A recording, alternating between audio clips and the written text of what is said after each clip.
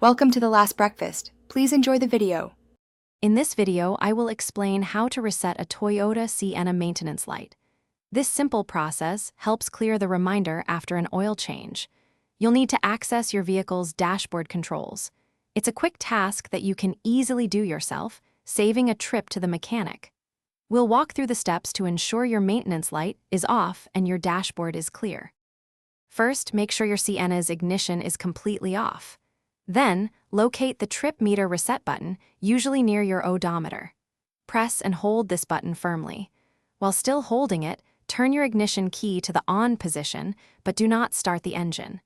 Keep holding the button until the maintenance light begins to flash or goes out completely.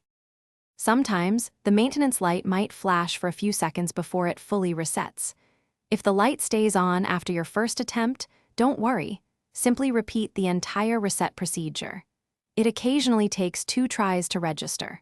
Also, confirm that your oil change was completed properly, as the light is a reminder for this service. Once the maintenance light disappears, you can release the trip meter reset button. Now, go ahead and start your Sienna's engine to confirm that the light remains off. This indicates a successful reset, and you're good to go until your next service. For more great content and deals, including a link to the new Kindle Paperwhite, check the description below. It's a fantastic way to enjoy your favorite books anywhere. Thanks for watching. If this was helpful, leave a like and consider subscribing. See you next time.